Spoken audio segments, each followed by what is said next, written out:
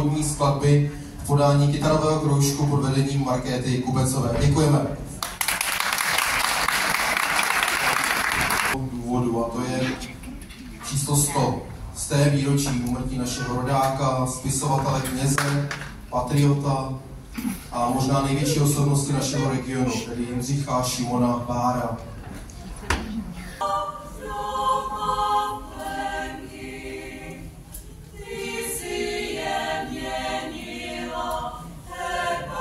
Jeho přítomnosti každý poukřák. Šířil kolem sebe jas, teplo, slyšel svérázním vtipem. Jeho vyprávěcí talent byl krom obyčejný. Obsáhlé vědomosti folkloristické, historické, místní znalosti a podobně podával s tak neodolatelným způsobem, že každý dával se s radostí poučit.